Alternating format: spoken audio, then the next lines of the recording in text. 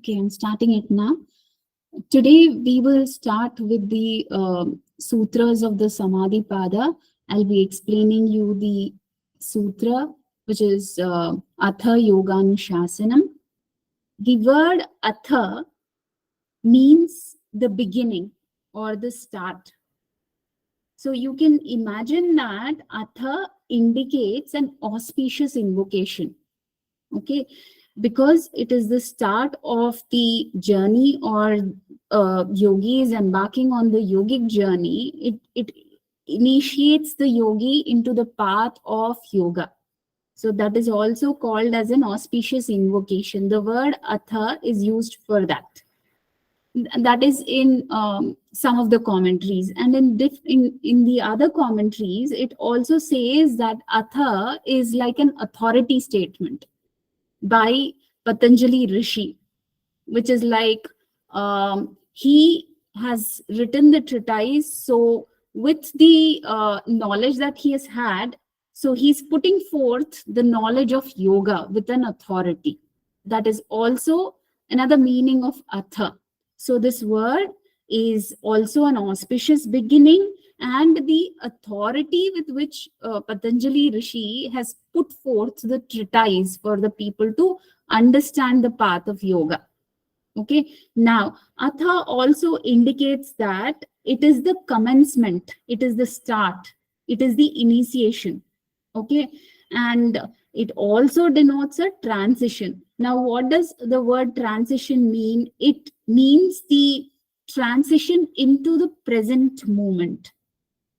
Whatever the yogi might have done in the past, but now, from now on, he would step into the journey of yoga. That is the meaning of Atha. So these are all the different connotations of the word Atha.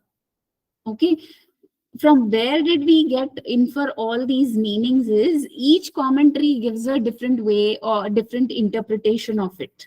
Now, all these commentaries might confuse, but just to put it in a very simple statement, the word Atha means the beginning. Okay, Atha is now. Now, from here on, the yogic journey starts off. That is the simple meaning of Atha.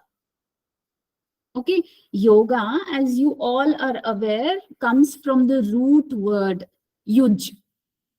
Okay, yuj means generally it is taken as yoking or union or joining. So these are the connotations that the word yoga has. But in the traditional commentaries which are written by Vyasa Rishi, so Vyasa Muni, what he said is yoga is coming from the word yuj, which is nothing but samadhi. Samadhi is stated as the supreme state which the journey of yoga culminates into. It ends there. So Atha Yoganushāsanam. Anushāsanam means it is the instruction which is given. To whom? To the student who has come into the journey to tread the yogic path. Okay, so Atha is the beginning, now, the present moment. Yoga is kind of uniting or attaining the point of samadhi. Anushāsanam is kind of giving you the complete instructions that are needed for this journey. Okay, it is like an authority, a statement of authority. That is the meaning of Atha Yoganushāsanam. Now, let's see what is given in the text below here. You're able to see the booklet, right? The screen is showing up, right? Yes, ma'am. Yes. Okay. So Atha means now and therefore. Okay, which means that these instructions about what? About yoga are in connection with some previous instructions. So what are these previous instructions? Previous instructions are nothing but it is understood that the practitioner might have come with a very strong intention, with a very strong notion that he should pursue the path of yoga. Now, when he's coming to this point, he might have had some previous knowledge of things like Sankhya, which are kind of giving you the core knowledge that is needed for understanding the journey of yoga. So those previous instructions of Sankhya are kind of already known to the person who's treading this path. That is nothing but the previous instructions which they are referring to over here. Okay, so Atha means the instructions of yoga which are in connection with some previous instructions. So they might have already known certain aspects of Sankhya. Basing on the instructions of Sankhya, now they would start off the journey of yoga. That is how you can understand.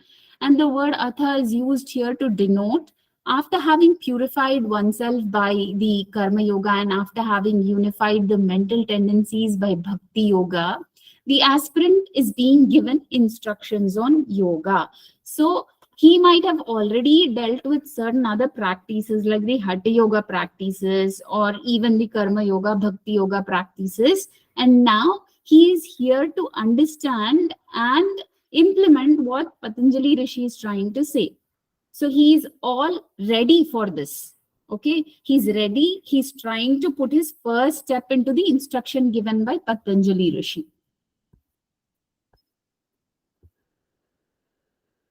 So yoga, the meaning of yoga follows in the subsequent sutra, because the very next sutra talks about yoga chitta vritti nirodha. There we'll try to understand a little more about the word yoga. Anushasana means the prefix anu means it emphasizes the completeness, and shasan means the word that is like a command. Okay, so a complete instruction or a complete command which is coming out of an authority. So somebody who knows it very well, that kind of an authority is giving the statement. So you can see the kind of profound instruction that is coming out of you can imagine a Guru Shishya Parampara, and you can see how the Guru is making a start, how he's trying to bring the student into the instruction formally. So this is what Atha Yoganushasana means. Any doubts in this? Before I see, there are a lot of bhashyas given here. There is bhashya written by Vyasa Muni, then Bhojaraja, Vijnana Bhikshu, and there is also there are other bhashyakaras like Shankara, Adi Shankara. Yeah. So all these people have written bhashyas. We primarily look at Vyasa Bhashya. We'll be looking at Vyasa Bhashya. More emphasis is on Vyasa Bhashya because there were some questions in the previous papers which related to Vyasa Bhashya. So we will be looking more at the Vyasa Bhashya. Okay. Any questions on the first sutra? It is an invocation, basically, like they are starting the path of yoga, and it is given by somebody who has complete knowledge on this. So that is the meaning of Atha Yoganushasana. Now the instructions of yoga begin. That is what it means. Any questions before I start off the second sutra? Is that clear? Yes, ma'am. Okay. So now this particular sutra gives us a definition of yoga. Now, what is the definition? Why do we need yoga? That is what is the question. Now, you said in the previous sutra, it said Atha Yoganushasana. So Yoganushasana, the instruction of yoga. Now, what is yoga? You see how from one sutra, the next sutra is arising? Yeah. So here they start off with the definition of what is yoga. How do they define yoga? They've defined usually, I will just put it in the context of a guru and a shishya. You can just imagine it that way. Okay. So the guru the Shishya might have asked, now what is yoga? You said in the previous sutra, you said Atha Yoganushasana, the instructions of yoga are commencing. Now, what is that instruction of yoga? What is yoga? The Guru, when he hears this question, he says, Yoga Chitta Vritti Nirodha. So that is how he defines the meaning of yoga. He says, yoga is that which seizes the fluctuations of the mind. Okay, yoga is that which seizes the fluctuations of the mind. So, nirodha, the word nirodha means complete cessation, which is stopping.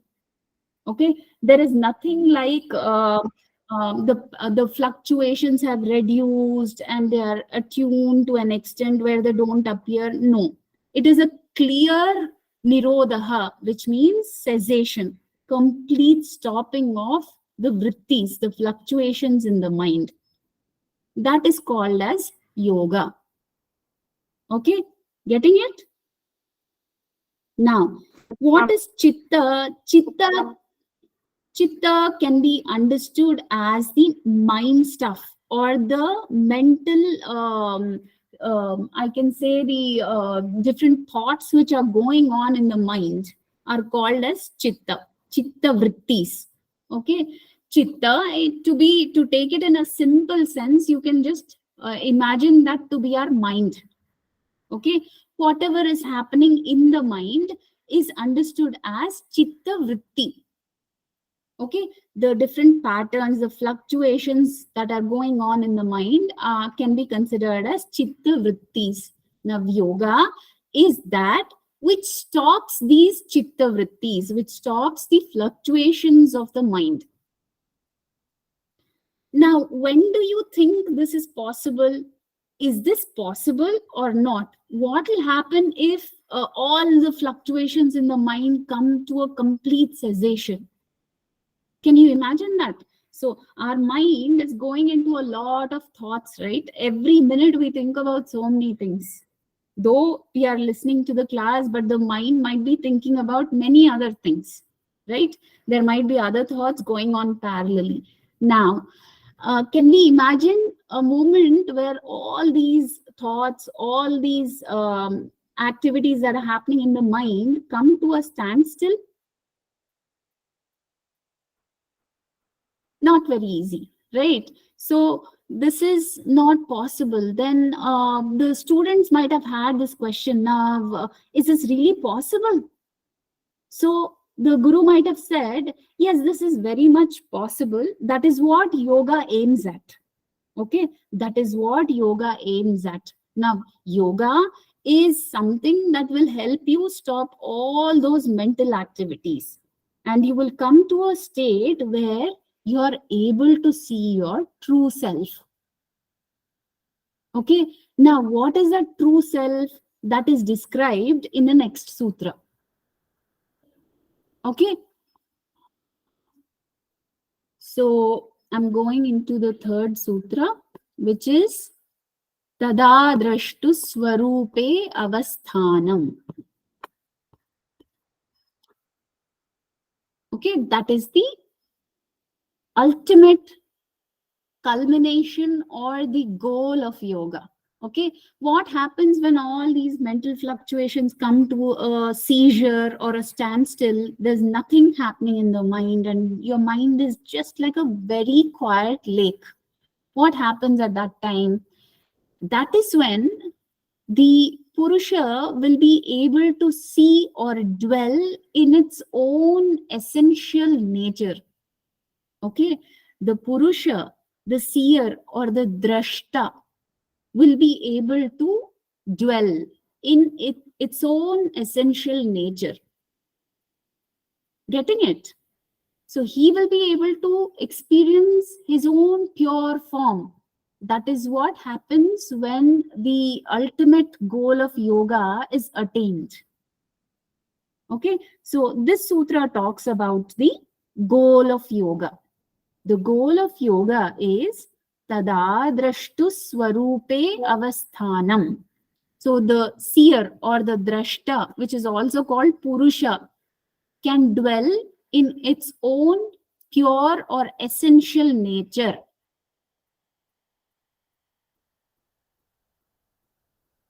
Is that clear? So here, when the drashta or the purusha dwells in one's own essential nature, what happens to the gunas? Do the gunas have a role to play when the drashta is able to establish himself in his own essential nature? What do the gunas? No good. No gunas. There won't be any effect of the gunas. The gunas won't have anything to do here, because the purusha might have a complete control. So the one who's practicing yoga and has reached this state will not have any influence of gunas. Neither sattva, rajas or tamas. No gunas will affect him. When there is no influence of the gunas, that is when we can say that the purusha is dwelling in its own essential nature. Okay, so that is the understanding. When it is tadadrashtu swarupe avasthanam, the play of gunas is no longer felt. Okay, the mind is not colored, it is not conditioned with anything like likes or dislikes, raga, dvesha, or even any other beliefs that one might have. The mind is devoid of all this. Okay, and the sense of I, the ego aspect, also completely goes away. Okay, that is when we can say that the the purusha has started to dwell in its own essential nature. Okay, the purity of mind, complete sense control, the desirelessness aspect are all necessary before one is competent to reach the goal of yoga. So you see, this is what is given, like a complete sense control, purity of mind, desirelessness. These are all the aspects which are needed before one is able to reach the goal of yoga. So when would one reach? One would reach when he's able to have a control on all these things. That is when it is said that he has reached the self-realization. Self-realization is also called as kaivalya. Okay. So that is the meaning of tadadrashtu swarupe avasthanam. Okay, that is how the guru explains. Now you understood, right? When there was a question raised about what happens when the chitta vritti cease to exist. When the chitta vritti cease to exist, that is when the drashta can see its own essential nature. Now, just try to imagine a lake which is full of ripples, and that kind of a lake, when you try to look at your own self, what would happen? Would you be able to see yourself in the lake which is full of ripples? No. So it's not easy, your picture won't be clear there. Now, when you look at your own image or reflection in a lake that is very still, without any ripples, very quiet, very calm, that is when you will be able to see your reflection very clearly in the water. Right? So that is the state which is called as tadadrashtu swarupe avasthanam. This is just given as a little metaphor where you can easily understand. Okay, is that clear to everybody? Yes, ma'am. Okay. Yes. Okay, so we will go to the next sutra then, if you're clear with the first three sutras. Now, what could be the next sutra, the logical order? Now, he said that is what happens when the vrittis cease to exist. So the Purusha will be able to see its own essential nature, experience its own essential nature. So, if the Purusha is not able to experience its own nature, that is not easy to happen, right? It is very difficult. That is the ultimate goal of yoga. Now, if that is not happening, what else can happen? there would be the intermediary stages, right? What else could happen? So the Guru says, vritti sarupyam itaratra. So these vrittis are of different kinds. They are in different states. Okay, the modifications that we see in the mind have different patterns and they are seen in different states. Okay, when they don't cease to exist, they are in their action mode, right? They are active. Now, when the vrittis are active, what happens? We see them in different states. Okay, so that is what is given in vritti sarupyam itaratra. Vrittis, which are the fluctuations or the modifications happening in the mind. Sarupyam. Sarupyam means when we identify ourselves or the aspect of the Purusha with what is being observed. So if there is some mental activity going on, if we try to imagine our own self in that situation, so the mind is taking us into that particular pattern, right? It is immersing us in that pattern. That is sarupyam. We identify with that pattern. Itaratra. So there are different states. So just imagine that you were able to reach that tadadrashtu swarupe avasthanam for just for a second, and immediately after you have reached, there is some kind of activity happening in the mind. You get a thought that no, you have to do this. Okay, you have to start writing about something now immediately you get out of that state and you do something else. What do you identify with? You identify yourself with something that you have to do next. You are supposed to write, so you might take a book or you might get into some gadget and start typing, right? So immediately you jump off from one pattern, which is the tadadrashtu swarupe avasthanam, to a state which is distracted, to another state, right? So if you're not in that state, you're in some other state. That other state is called itaratra. Getting it? So vritti sarupyam, when you identify yourself with something else, some other state, that is what is given in Sutra number 4. When you're not in tadadrashtu swarupe avasthanam, you identify yourself with something else. You're in some other state at that time.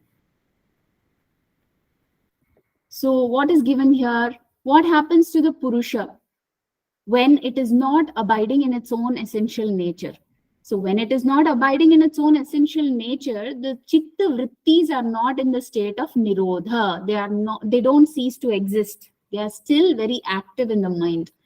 When the patterns of modification of chitta are superimposed on Purusha, so you're seeing that now.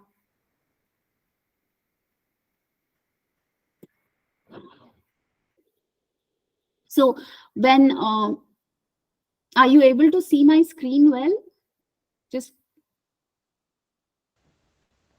respond. Are you able to see my screen? Okay, is it clear? Yes, ma'am. Yes, ma'am. Okay.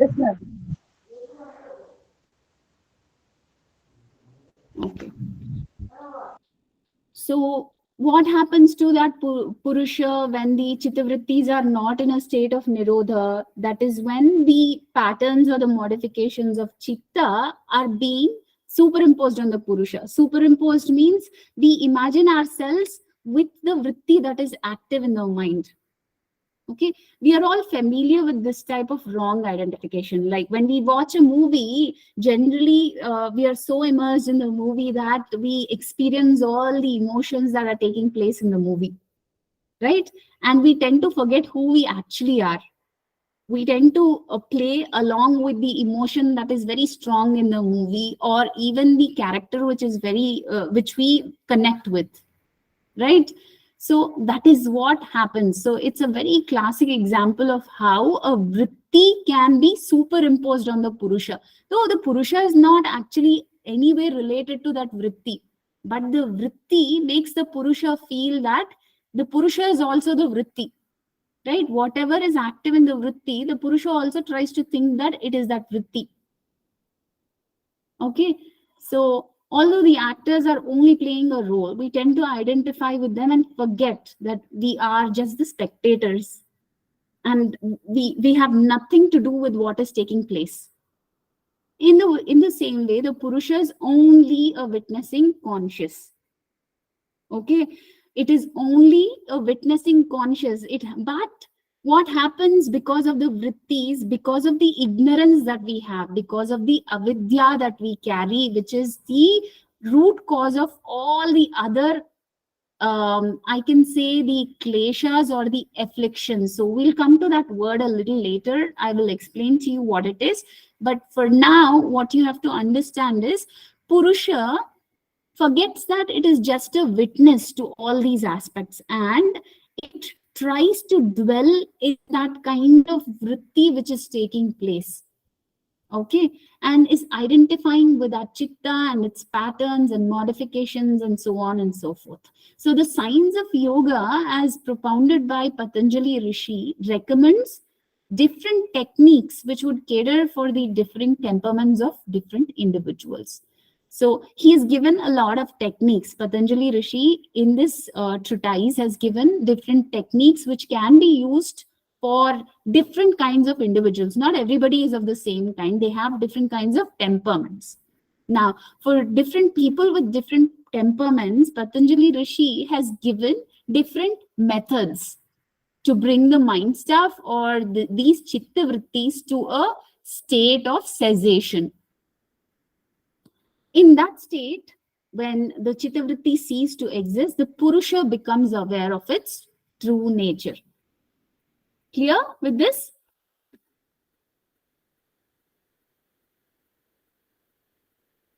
Please respond. Was the fourth sutra clear? Yes, Yes, ma'am. ma'am. Ma'am, can you I hear. repeat the last line of the Okay. So the last line was about the Patanjali Rishi saying that there are people of different kinds of temperaments. Temperaments in the sense, not everybody is of the same kind, right? Some are very emotional, some are very work oriented, some are like they want to know a lot about different things, right? And some are very active, they want to do something. Some are very lethargic. So not everybody is the same. We have different temperaments, tendencies, attitudes, and all that. Each individual is different from the other. To cater to all these different kinds of temperaments, Patanjali Rishi has given different kinds of methods. He has recommended different techniques in order to cater to all these different temperaments of individuals. For what? These techniques all help to attain a state of nirodha, cessation. So that is the goal of yoga, right? What is the goal of yoga? We have studied that in the second sutra. The third sutra said, Tadadrishtu Swarupe Avasthanam, right? Which is nothing but the mind is in the nirodha avastha. You're getting it? There is no influence of gunas and the Purusha is able to dwell in its own essential nature. Right? So in order to attain that state, now each individual, the temperaments are different. So to cater to these different individuals, Patanjali Rishi has recommended different techniques. That is what it is said in the last paragraph. Okay, when you follow the technique that suits you, you will be able to attain the state of nirodha.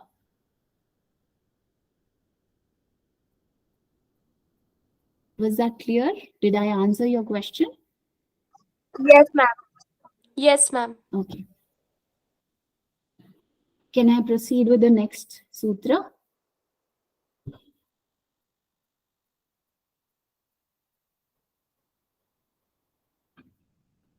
Yes, ma'am.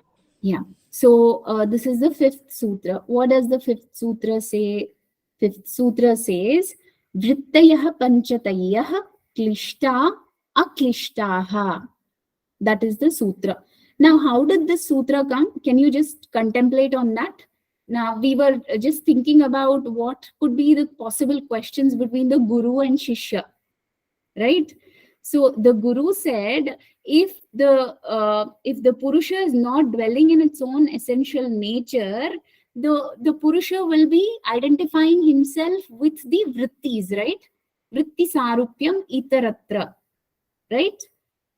So when he is identifying with the different kinds of vrittis, he will not be able to essentially dwell in his own nature. Now, if he is in some vrittis, what are those vrittis? Can you talk more about that? That might be the question.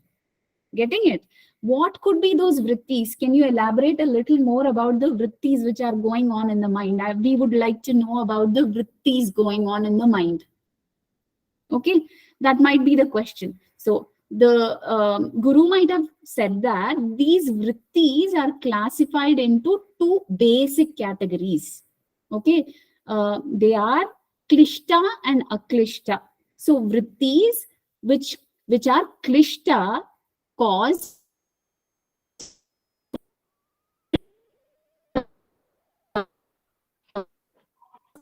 Ma'am, your voice is breaking, ma'am.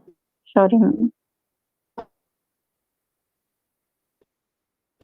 Ma'am, voice is breaking.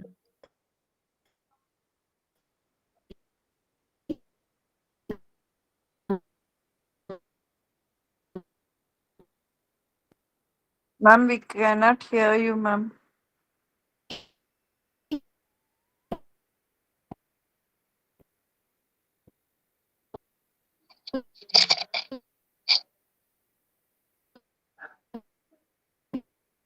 Ma'am, till now we are not hearing to you. Voice is not.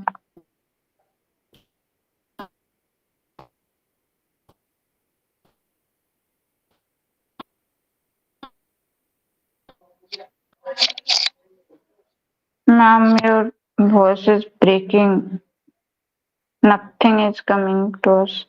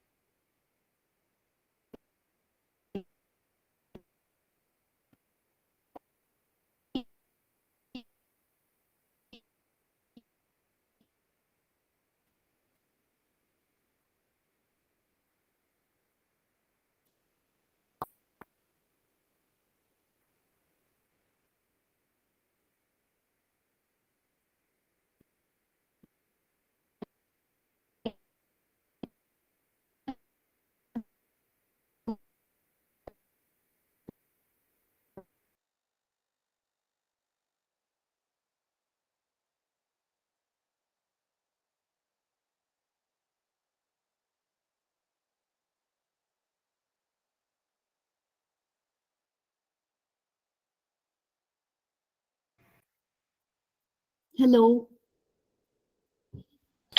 Yes, ma'am. Now it's audible. Okay, okay. So I'll start sharing again. I hope I was audible when I was speaking about the sutra. I just started the 5th sutra. I will repeat that once again.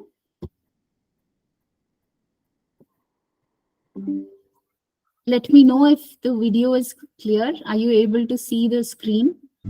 Yes, Yes, ma'am. ma'am. Yes, ma'am. The video is clear. Okay. So we'll start off with the 5th sutra now. So 5th sutra says, Vrittayah panchatayah klishta aklishtaha. Okay. So I was talking about the Guru Shishya Parampara. Now, if we go in that way, like what could be the question that is coming out of the Shishya and how is the Guru answering it? If we take this approach, it is easy to correlate and remember which sutra is coming next. Okay, this is just for you to be able to remember the sequence of the sutra. Now, in the previous sutra, it said vritti sarupyam itaratra. So there are different kinds of vrittis which the Purusha identifies with. Now, what are the different kinds of vrittis which the Purusha identifies with? That might be the possible question of the Shishya. So the Guru might say, Vrittayah panchatayah klishta aklishtaha. So he's explaining about the different kinds of vrittis. Okay, so basically vritti, which is the fluctuations or the modifications of the mind, are of two kinds. One is klishta, which cause pain.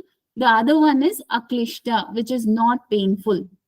Okay, so these vrittis are further divided into 5 categories. Okay, the vrittis, which are klishta and aklishta, painful and painless, are divided into 5 categories. What are those 5 categories? The student might have asked, what are those 5 categories? So the next set of sutras talk about the 5 categories of vrittis. Okay, so let's just look into this in a little more detail. So modifications of the mind are painful and not painful, and modifications of the mind are 5-fold. So each of these modifications either leads to painful or not painful effects. Let's understand that in a little more detail. While this whole sutra is a combination of 4 words, the word vritti has become known to you. You still need a thorough explanation. So what does it say? The sutra says that the vritti of mind are 5-folds, are of 5 kinds. The modifications are 5-fold, and these 5-fold modifications are either painful or not painful. This means that the modifications of the mind are 10 in all. Okay, don't get confused. You still have to remember it as 5, but because each of these 5 vrittis either is klishta or aklishta, that is why he's saying that the modifications are 10 in all. Okay, 5 of these are painful and 5 are not painful.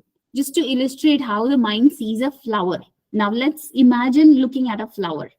With the help of the eyes, it assumes the shape of the flower and it likes the flower, right? When you look at a flower, your eyes grasp what it is and send a message to the mind. And you like the shape of the flower. You say to yourself that, oh, the flower is so beautiful, and you like the flower. This is called as aklishta. So what did that particular sense stimulation present to you? It presented a very pleasant experience.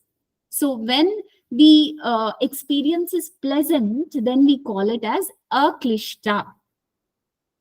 Okay, now just imagine then your mind sees the crushed, decomposed body of a dog over which the wheels of a vehicle have passed. So what happens in your mind? Immediately your mind looks through the eyes and assimilates the perception, but the experience is not pleasant. It is giving some kind of pain or agony in the mind, right? So this kind of experience is called as klishta. Okay, please remember these words are important. What is aklishta and what is klishta? Aklishta is a pleasant experience. Klishta is a painful experience. Okay, so the particular modification of the mind in the case of flower was unpainful, or we can also say that it was pleasant. But in the case of the crushed dog, you see it was very painful. So that kind of experience is called as klishta. Okay, the modification is the same. The perception is through the eyes for both. The vision is twofold. What is it? Klishta and aklishta, painful and not painful. So in this way, the mind has or assumes in general 5 modifications. So we will look at the 5 modifications in the subsequent sutras. Clear with what is klishta and aklishta? Yes, ma'am. Okay.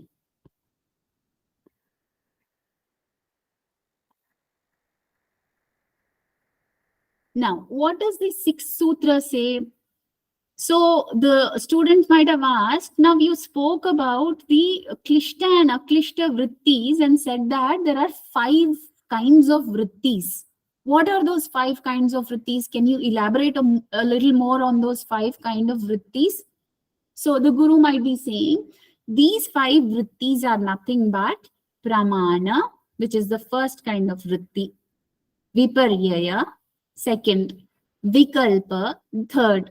Nidra, fourth. Smriti is the fifth one. So pramana, viparyaya, vikalpa, nidra, smritayaha.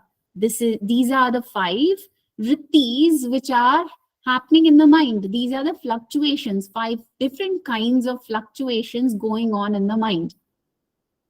Okay, now each of these vrittis, the 5 vrittis, can be klishta or aklishta. Now pramana can be either klishta or aklishta. Similarly, viparyaya might be klishta or aklishta. Same is the case with vikalpa, nidra and smriti. All these 3 can either be klishta or aklishta, which might lead to painful experiences or pleasant experiences. Okay, so pramana. What is pramana? Pramana is nothing but the right knowledge. Right knowledge is obtained through 3 different aspects. So in the next sutra, we will learn in detail about what are those 3 kinds of right knowledge. Okay, what is right knowledge and what are those 3 kinds of right knowledge that one can accrue? That we'll learn in the next sutra. So for now, you just remember pramana is the vritti of right knowledge. This kind of vritti will give us the right knowledge. Okay, what about the viparyaya vritti? Viparyaya vritti gives us the wrong knowledge. Viparyaya meaning false identification or false knowledge. Okay, so viparyaya vritti gives wrong knowledge, false knowledge. Okay, now what about vikalpa? Vikalpa, kalpana means imagination. So vikalpa means false imagination. Now imagination is different from wrong knowledge. Imagination comes only by hearing to something, not exactly by looking at it. So we conclude something just basing on the aspect that we have heard. We have not seen that. We've just heard and just made an imagination out of the hearing. That is called vikalpa. Getting it? Then nidra. Nidra is a kind of vritti which is associated with sleep. Okay, it is a tamasic vritti which is associated with sleep. Again, I repeat, nidra is a vritti which is associated with sleep. This is also a state of mind. The mind is not devoid of the vritti when we are sleeping. Please remember that. We might tend to get confused because we are sleeping. We think the body is not active, isn't it? So we might assume that we are not active, so there is nothing going on in the mind. But do you think that's really possible? There is only a part of the brain which is sleeping. The other parts of the brain are all active because our body needs to function. Our lungs need to function. Our heart needs to function. The circulatory system has to function. Everything else has to function, right? So all the other parts remain active. There's only one part of the brain which is put to sleep. Okay, but when you are awake after a restful night, you feel that you are well rested. How do you get this feeling that you are well rested if your mind is not able to cognize that you are asleep and you had a good sleep? Which is an indication that the mind is active. It is not completely devoid of vrittis. There are vrittis in the mind, but there is only a certain part of the mind which is sleeping, which is put to rest. Okay, all the other parts of the brain are functioning. That is why this is also, nidra is also considered to be a vritti. Then smriti. Smriti is nothing but the memories that we have based on the past knowledge that we have accrued. We might have heard something, seen something, smelled, tasted something. We might have understood something in the past, experienced something. All these things are stored in the memory. That which comes out of the memory, that which is pulled out from the memory, is called as the vritti related to smriti. Okay, so anything that we recollect and we work based on that, that kind of fluctuation or the modification in the mind is called as the smriti vritti. Okay, so remember, pramana is the right knowledge, which is of three kinds. This we'll look at in the next sutra, pramana. Then viparyaya is the wrong knowledge or the false knowledge. Okay, false knowledge can be something as simple as you look at a rope and you assume that to be a snake. Okay, so you understand it in the wrong way. That is viparyaya. You look at it and understand in a wrong way. That is viparyaya. Now, what is vikalpa? Vikalpa is just an imagination. You have not seen anything. You have just heard about it and started creating something in your brain. You've started imagining something in your brain. Like, for example, you might have heard somebody talking about ghosts and all that, and you kind of imagine some kind of frame in your mind, picture in your mind. So that is called as vikalpa. You're imagining something, but that is not true. That might not be true. That is called as vikalpa. Nidra is a vritti which is associated with sleep. So when the body is resting, the brain is still active, but a part of the brain is resting, which kind of gives you a feeling that you are fast asleep. Okay, but again, the mind is not completely quiet. It is not devoid of vrittis. That is why nidra is also one of the vritti. Okay, then smriti. Smriti is a vritti associated with the memories that we have. So anything that pops out of the memory is related to the vritti of smriti. So what would happen if we do not have smriti? It would be impossible to function, right? So smriti in a way is very good. It actually helps us do what we can do. We know who we are because we have the memory that this is me, this is my name, this is my identity, and this is where I belong. So that is good in a way, and also bad in a way, in the sense that when we go into some kind of memories which are not pleasant, it might create some kind of painful memories, right? So every vritti works either in a good way or a bad way, a pleasant way or an unpleasant way. So that is why he said that in the previous sutra, he said, vrittayah panchatayah klishta aklishtaha. So these vrittis are fivefold, which are either pleasant or might also create painful experiences. And after that, in the sixth sutra, he said there are five kinds of vrittis. He went on to say that pramana, viparyaya, vikalpa, nidra, and smriti are the five kinds of vrittis. Okay, clear with this?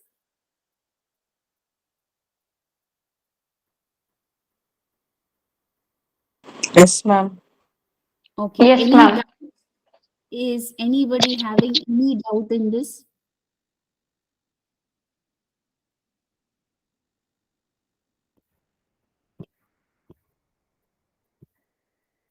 So I assume that it's a clear understanding of these five vrittis. Anyway, we will be looking at each of these vrittis because there is one sutra for each of them.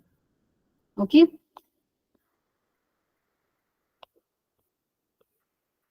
Now, what is pramana? Pramana is the first kind of fluctuation that is arising in the mind. Now, let's understand.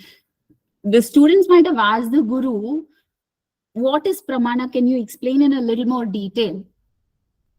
So when that question came up, the guru went on to say that pramana, which is the right source of knowledge, is of three kinds. So pramana is pratyaksha pramana, anumana pramana, and agama pramana. Okay, these are the three kinds of pramanas. What are the three kinds of pramanas? Pratyaksha pramana, Anumana pramana, Agama pramana.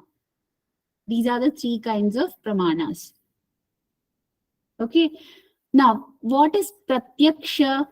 Pratyaksha is to experience this directly. Anything. It could be any experience. It could be an experience of seeing something, hearing something, smelling, tasting, touching something.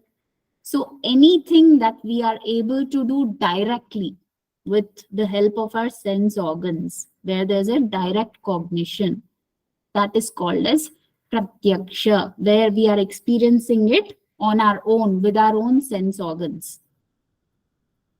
Okay, that kind of knowledge that we get through direct cognition is called as pratyaksha pramana. Now, the second one is Anumana Pramana. Anumana Pramana is nothing but the inference or the knowledge that we use based on something that we have already learned. Okay, we have known that there is a smoke coming out of the mountain. So what does that smoke indicate? We have learned in the past that that smoke indicates the presence of fire in the mountain. Okay, so when there is a fire in the mountain, we have learned in the past that we can see smoke in that area. That is nothing but an inference that we can make. Now, whenever we see a smoke in any area, we can infer that there might be fire in there. Okay, so that is an inference, which is also called as Anumana. Okay, so this is another kind of knowledge. This is another kind of right knowledge. Anumana Pramana. Anumana Pramana, I will repeat it once again. Anumana Pramana is the knowledge that we have gained in the past, and based on that knowledge, we are inferring something. Okay, so in the past, we have known that if there is a presence of smoke, there could be fire in that place. Okay, similarly, if we see smoke in any other place, we will infer that there might be fire in that place. That is called as Anumana Pramana.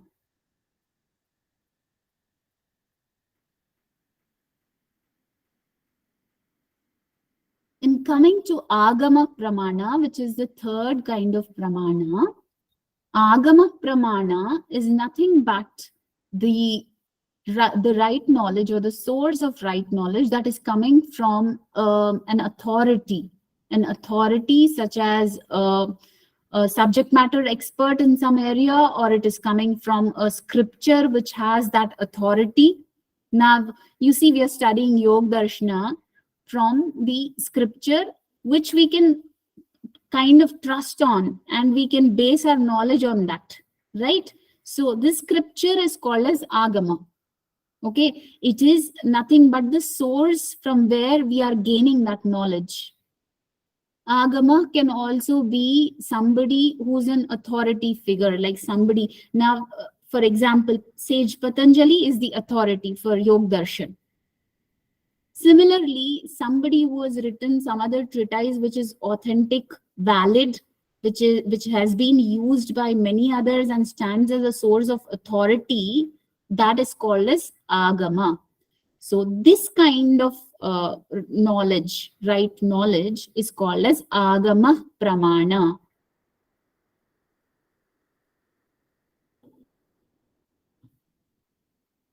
Okay, just to summarize, this sutra talks about the right sources of knowledge. So, or you can write it as sources of right knowledge. Now, what are the sources of right knowledge? Pratyaksha, Anumana, and Agama. These are the three kinds of sources of right knowledge. Pratyaksha is direct cognition, that which we experience through our senses. Anumana is the inference based on our past knowledge. Agama is the testimony or the revelation based on which we accrue that knowledge. So it could be an authority who has given that particular scripture or treatise, or it could be directly from the treatise itself. So whatever, it could be from the individual or from the scripture. That is called as agama. We are getting the right source of knowledge from that particular pramana. That is agama. Is this clear? Yes, ma'am. Okay. If you're not understanding, please stop by and ask me. Otherwise, it will be difficult for you to follow the other paths. Okay. Do not wait until you're asked. If you're not following something, just stop me and ask. All right. So now I'm going to the next sutra. Now, the student might have asked, you spoke about pramana, which is the source of right knowledge. Now, what about viparyaya? Viparyaya is also kind of vritti. Now, we would like to know about what is viparyaya. So when that was asked, the guru might have answered it this way. Now, viparyaya is kind of false knowledge, right? Viparyaya. Viparyaya means misconception. You have understood it in the wrong way. Okay, mithya. So the sutra says viparyayo mithya jnanam atadrupa pratishtham. So viparyaya is misconception, false understanding. Okay, mithya is false, illusory. Jnanam is knowledge. Atat is not its own. Okay, that which is not its own, like you are assuming a rope to be a snake. So that which is not, you are assuming that. Rupa is form. Pratishtham is based. So what is this sutra saying? Your knowledge is based on an illusory form. Okay, a form that is not true. Okay, so wrong conception is false knowledge, which is not based on its own form. Where Patanjali Rishi is saying that this is the kind of vritti which is based on false knowledge, and that doesn't relate to anything that is a real object. Okay, it is relating to something which is not the real object, and you're basing your knowledge on that object. That is why he said this is opposite to right knowledge. Viparyaya is something that is opposite to right knowledge. Okay. Now, what is right knowledge? Right knowledge is based on the correspondence between a real object and our knowledge of it. For example, we see the color of a flower. We smell it, feel the softness of its petals, and the knowledge that it is a flower that arises in our mind. This is right knowledge because it is tadrupa pratishtha. So what we are seeing, we are understanding it in the same way. That is, there is a real object on which our knowledge is based.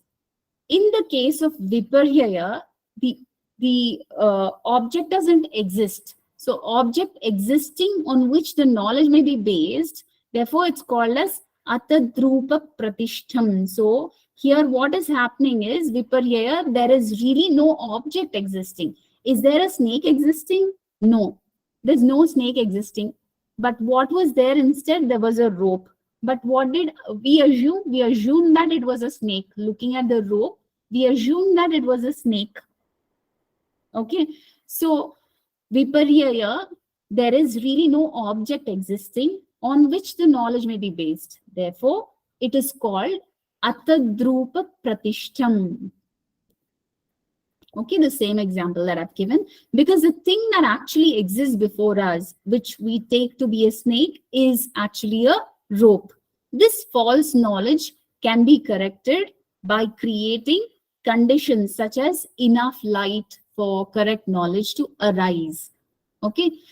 Now, viparya is also called avidya. Avidya is ignorance. For all our knowledge is based on a misunderstanding of the real nature of Purusha and Prakriti. Just to add to this, all of us, most of us, I can say, we are all limited with our understanding of things, right? We might feel that we understand things in totality, but don't when we think deeper about it, we all have limitations associated with our sense organs. We cannot hear the complete range, we cannot see all the colors of the spectrum, we cannot taste everything, we cannot smell everything. We have certain limitations, right? So the knowledge that we have is also based on that limited perception that we have. So we should always understand that if we have to have a clear understanding of something, first handle the avidya aspect. Understand that this understanding that I have is not enough, it is clouded with avidya. Okay, but all our knowledge is based on a misunderstanding of the real nature of Purusha and Prakriti. So we need to get this clear. First, when we know that we are lingering in that mode of avidya, we are all bound with avidya, then that is the start point. And from there, when we work towards understanding the real nature of the Purusha and how Purusha gets influenced by Prakriti, and we start separating these two aspects, that is when the true knowledge can dawn upon us. Unless we don't separate the Purusha from Prakriti, we will keep going into avidya. We will keep, going in circles in avidya only. Only when we understand that we are in the mode of avidya and we need to separate the Purusha from Prakriti. Only when this happens, then the real knowledge would come upon us. So wrong knowledge is ultimately replaced by viveka, which involves the correct understanding of the true nature of Purusha and Prakriti. Is that clear? That is about viparya.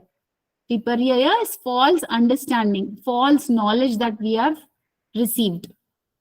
So avidya is also a viparya. Understand that. Is this clear?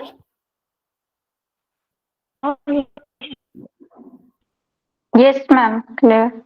Okay. So going on to the next sutra, just look at the time. Sorry? Ma'am, 10. I have a question. Repeat that once again. The voice is cracking. I can't hear you well. Just a second, ma'am. Now, am I audible? Yes, yes, you are audible. So, ma'am, Patanjal is a next conception, like for No, then can we say that it is a painful only? It is not painful. I couldn't understand your question because the voice was not very clear. If anybody understood, who can repeat it or you can put it in the chat box. Ma'am, she wants to know, is it viparya? We can call that viparya means.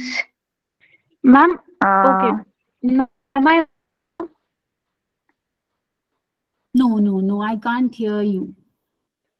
Actually, you can share your question to the Okay, Yeah, chat. I'll, So chat ma'am can is easy. I can read the chat. okay, Just chat here. I will ask this later, ma'am. Okay, you can until the others, if I'm able to hear the others, you can just put it in the chat box. I can read the question and answer it probably.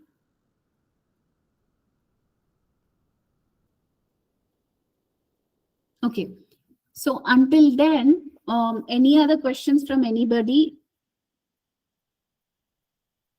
We did until the 8th sutra today. Any questions? Okay, so put your questions in the chat box. We'll look at it. I will look at it. can we conclude that viparyaya is painful vritti only? False knowledge can also be aklishta at times. You see, you might see an actually dangerous thing and perceive it to be a less dangerous thing, which might initially appear painless or pleasant, but later in reality it is not. Okay, so viparyaya also has klishta and aklishta aspects, both. Viparyaya is also aklishta because I can say that if you are experiencing something pleasant, it is an aklishta vritti. Okay, that which is causing pain is called as klishta vritti. Viparyaya also can be painless or pleasant.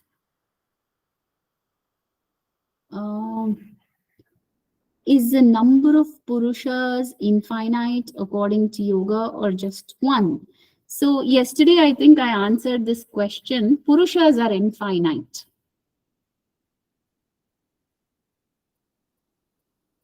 Okay, Sakshi, did you understand what I said?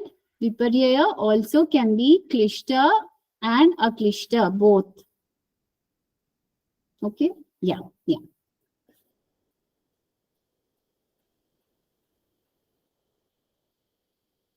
But you're understanding the goal of yoga is to get rid of all the vrittis, be it klishta or aklishta.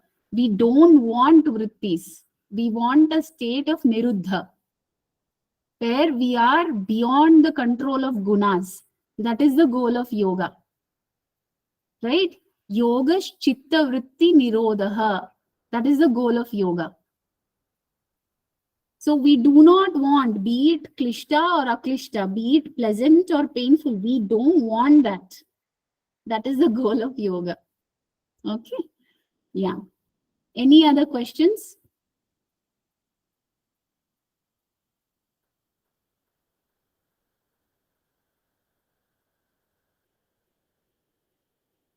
Okay. So we'll do the chanting for a few minutes and then we'll end it. Yeah. So keep your 4 chapters of freedom ready. We did it until the 10th sutra, right? Yesterday. So today we'll start doing from the chanting from the 11th sutra onwards. Can I ask one of you all, today we don't have a lot of time, I'll do it on another day, but keep revising the sutras because they're very, very important. And I will ask you to chant without looking at the book. Okay. So I'm starting with the 11th sutra. Anubhuta Vishaya Sampramoshah Smritihi. Anubhuta Vishaya Sampramoshah Smritihi. So this particular sutra is talking about the vritti called smriti. Okay. Anubhuta Vishaya Sampramoshah Smritihi. I'm repeating it once again. Anubhuta Vishaya Sampramoshah Smritihi. Anubhuta Vishaya Sampramoshah Smritihi. Anubhuta Vishaya Sampramoshah Smritihi. Yes, you can now start chanting. Unmute and start chanting. Lipalika ji. Yes, ma'am. Anubhuta Vishaya Sampramosaha Smritihi. Madhanika. Anubhuta Anubhuta Vishaya Anubhuta Vishaya Sampramoshah Sampramosha Smritihi. Smritihi. Okay. Anubhuta Vishaya Sampramoshya Smritihi. Okay, Repeat ma'am. it once again. Madhunika, repeat it once again. Anubhuta. Oh, 1 minute, ma'am. I'll just take it. Keep your book open. Keep your Yes, book ma'am. open. Look at it and chant. Yes, ma'am. One.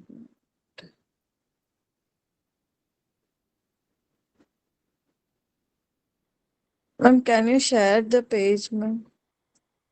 It is on page number 362. If you're able to read the Sanskrit text, if you're not able to read the Sanskrit text, it is on page number 370. The last appendix C. Yes, ma'am. Yeah.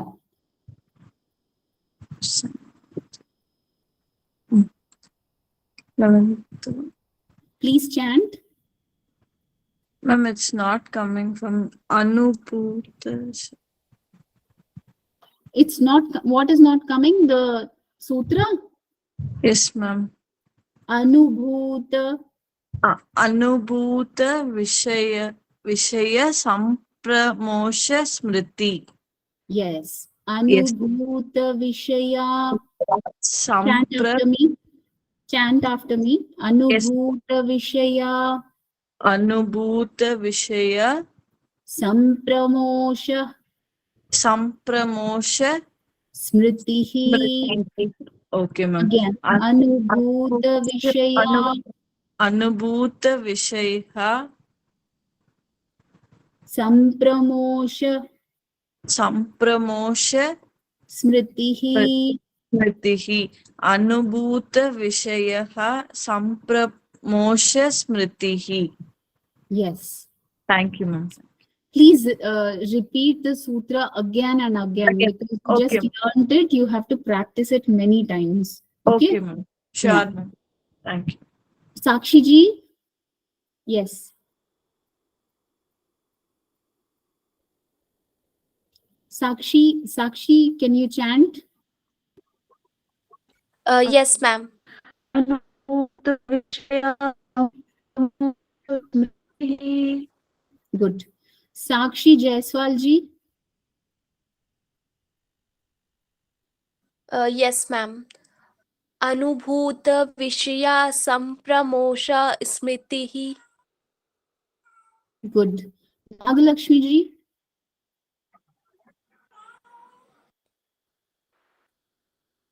Anubhuta Vishaya Sampramosha Smritihi.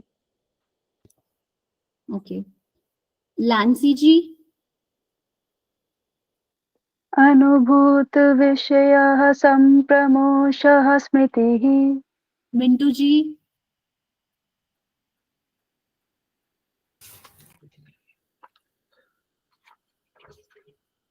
अनुभूत विषय संप्रमोषः स्फृतिः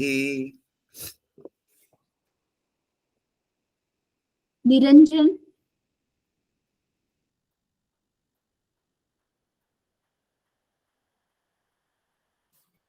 Is Niranjana Vinlis? Sorry, I don't think I'm pronouncing your name right. Yes, ma'am. Niranjana Winlees. Okay. Yeah. Anubhuta Vishaya Sampramosha Smritihi. Very good. Priyanka ji. अनुभूतविषया सम्प्रमोषः स्मृतिः Good. Sarika ji. अनुभूतविषया सम्प्रमोषस्मृतिः Gunjan ji.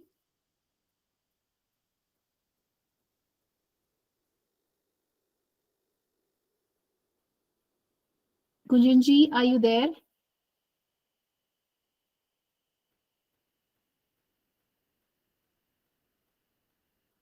Okay. You have to be attentive. When I ask you all to chant, you should chant it. That is what I need from you all. You need to be committed. Okay. So it is not motivating if you don't respond and if you're not answering. because when the teachers are taking all the pain, you should also try to cooperate and try to get benefited out of this. Okay, please respond when you are in the class. Be attentive. The next sutra is Abhyasa Vairagyabhyam Tannirodha. I'll break it down and chant. Abhyasa Vairagyabhyam Tannirodha. I'll chant it once again. Abhyasa Vairagyabhyam Tannirodha. Abhyas vairagyabhyam tannirodha. Abhyas vairagyabhyam tannirodha. Is this clear? Anybody needs any kind of clarification with the sutra? Lancy ji, can you chant the 12th sutra? Yes, ma'am. Yes, ma'am. Abhyas vairagyabhyam tannirodha. Very good. Nagalakshmi ji, yes.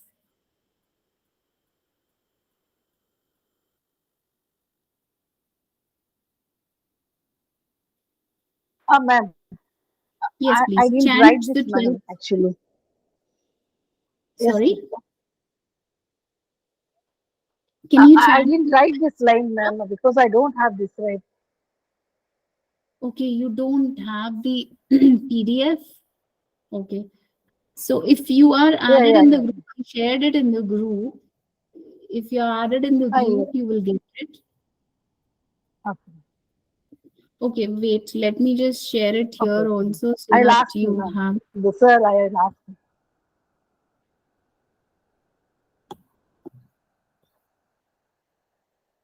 I don't see the attachment option before I share it here. Okay, let Jitendra It's sir okay, add ma'am. you into the group. Then probably you can get it in the group. Okay.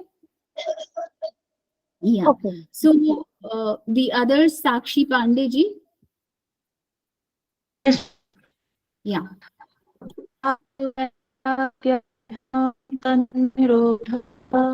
Lipalika ji.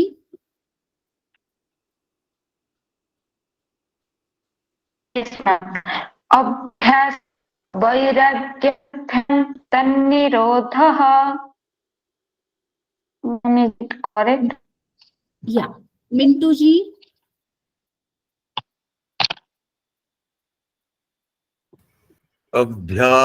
अभ्यासवैराग्यभ्यं तन्निरोधः Good. Madhanika ji. Yes, ma'am. Abhyasa vairagya abhyam tannirodha. Okay. Niranjana Vinilis ji. अभ्यास वैराग्याभ्यां तन्निरोधः Sarika. अभ्यासवैराग्याभ्यां तन्निरोधः Sakshi Jaiswal. अभ्यास वैराग्यभ्यं तन्निरोधः Yeah. Anybody who's left? Okay. If you want to chant, please stop me. I can give you an opportunity to chant. I'll go to the next sutra if there's nobody left. Yeah. The 13th sutra is, yes. Anybody wants to chant? Nagalakshmi ji, do you want to chant? I see your hand raised. Yes, ma'am. Yes, ma'am. Yes, Abhyas vairagyabhyam tannirodha. Good.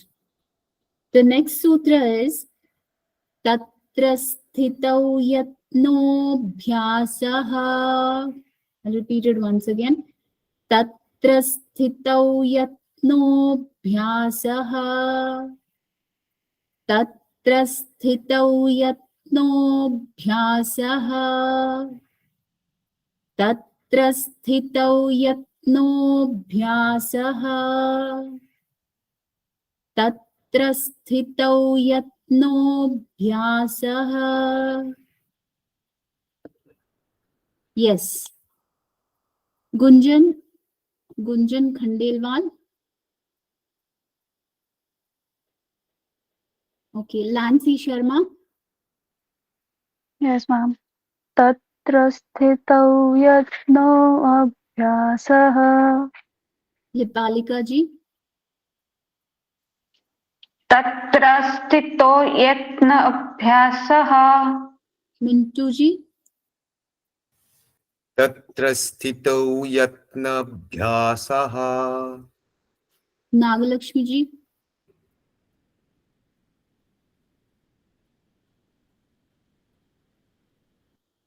Madhanika ji. Tatra stitau. तत्र स्थितो यत्नोऽभ्यासः Yeah, Madhanika ji, please go ahead.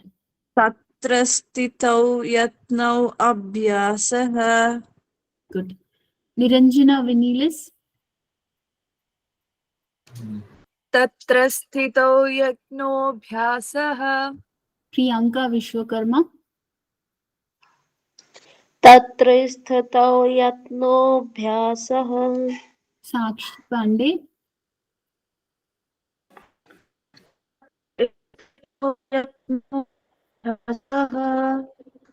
Sarika.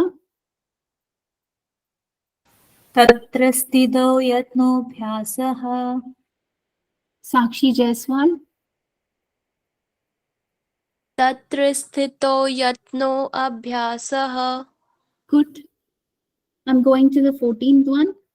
Satu dirghakala nairantarya satkara asevito dridabhumihi. Satu dirghakala nairantarya satkara asevito dridabhumihi. Satu dirghakala nairantarya satkara sevito dridhabhumihi. Satu dirghakala nairantarya satkara sevito dridhabhumihi. Satu dirghakala nairantarya satkara sevito drudhabhumihi. Is that clear? Anybody wants a repetition? Ma'am, can you split and tell me, ma'am? Yes. Satu.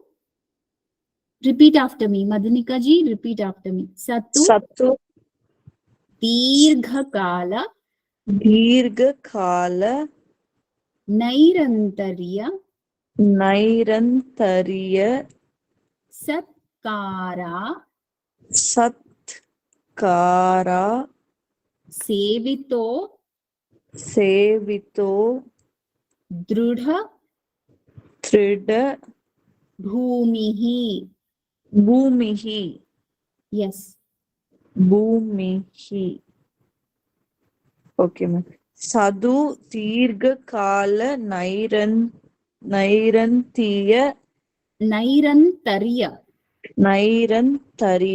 nairantarya satkara sevito trida bhumihi.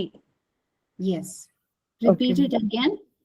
Satu dirghakala nairantarya satkara sevito trida bhumihi. Yes. Thank you, ma'am. Yes. Niranjana Vinilas ji.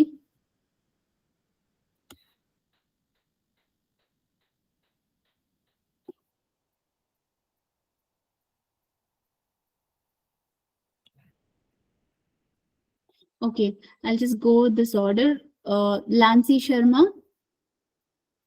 Yes, ma'am. Satu dirghakala nairantarya satkara sevito dridhabhumihi. Good. Lipalika. तत्तु दीर्घकालनैरन्तर्य सत्कार सेवितो दृढभूमिः। Mintu ji. स तु दीर्घकालनैरन्तर्या सत्कारा असेवितो दृढभूमिः। Niranjana Vinilis.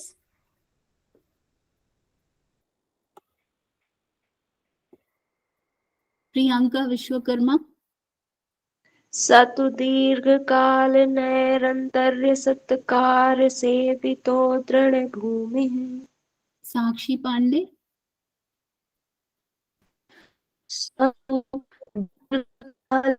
नैरन्तर्यसत्कारसेवितो दृढभूमिः।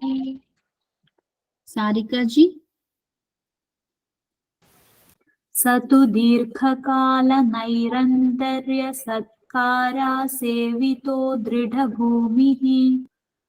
Sakshi Jaiswal. तु दीर्घकालनैरन्तर्य सत्कार सेवितो दृढभूमिः। Good. The 15th sutra is Drishta Anushravika. Drishta Anushravika Vishaya Vitrishnasya. Vishaya Vitrishnasya Vashikara Sanya Vairagyam. Drishta Anushravika Vishaya Vitrishnasya Vashikara Sanya Vairagyam. Drishtanushravika Vishaya Vitrishnasya Vashikara Sanya Vairagyam. Drishtanushravika Vishaya Vitrishnasya Vashikara Sanya Vairagyam. Drishtanushravika Vishaya Vitrishnasya Vashikara Sanya Vairagyam. Repeat it. Any doubts in this? Sakshi Pandey ji, yes.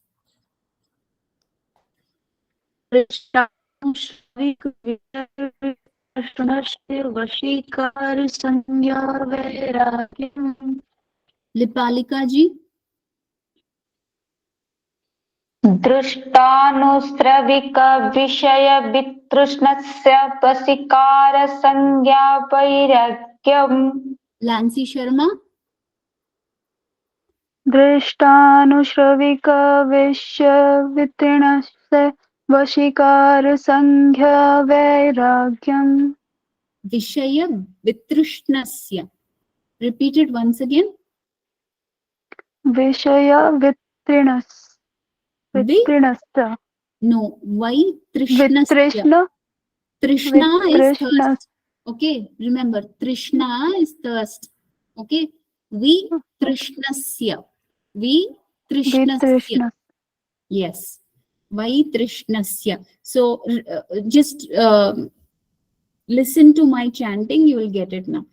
Drishtanushravika Vishaya Vitrishnasya Vishaya Vitrishnasya Vashikara Sanya Vairagyam.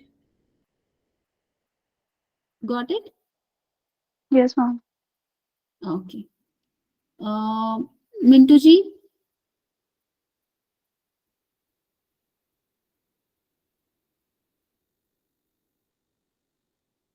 Madhanika? Ma'am, Drishta Anusarvika Vaishya Vidurnashya Vasikara Samya Vairakyam. No, you're making mistakes in the words. With Drashta, repeat after me. Drashta Anushravika Anushravika Vishaya Vishaya Vitrishnasya Viturnashya not viturnasya. Vitrishnasya. With Trishna. Say Trishna. Krishna. Vitrishnasya. Vitrishnasya. Okay, ma'am. Very good. Yeah. Vitrishnasya. Okay, ma'am. Yes. Vitrishnasya. Vitrishnasya. Vashikara. Vasikara. Sanya. Samya. Not samya. Sanya. Sagnya. Okay, ma'am. Sanya. Sagnya. Vairagyam. Sagnya Vairagyam. Okay, ma'am. Trishta. Anushravika. Trishta Anushavika Vishaya Vitrishnasya. Vishaya Vitrishnasya Vashikara. Vashikara Sanya. Sanya Vairagyam. Vairagyam. Yes. Niranjana Vinilis.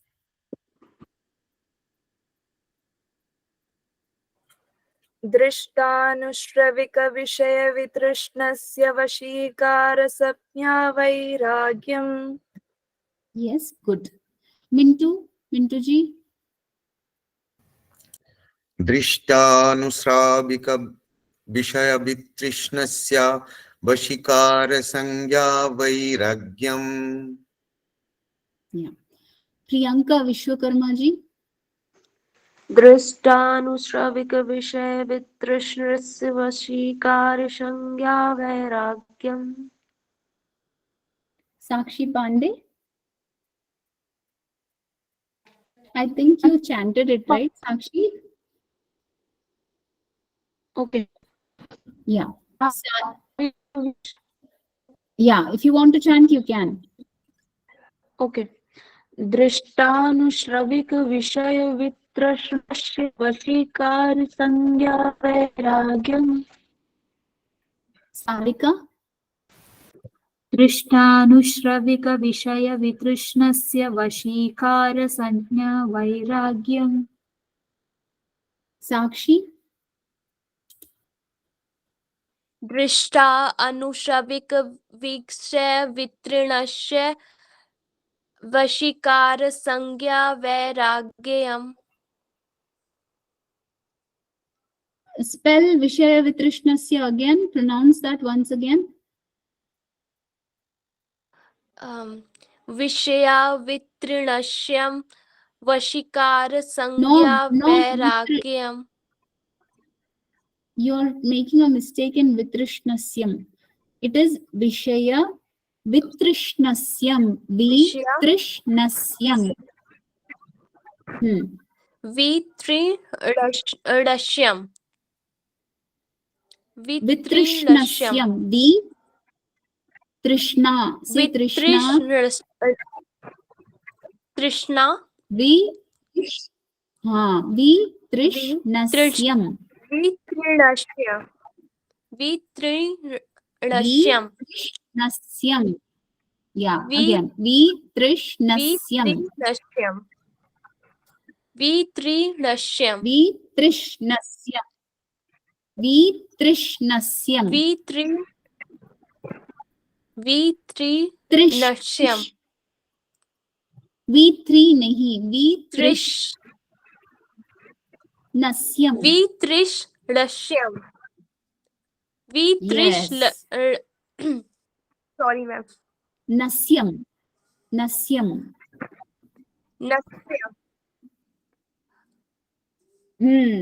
Drishtanushravika. Vishaya Vitrishnasya Vashikara Sanya Vairagyam.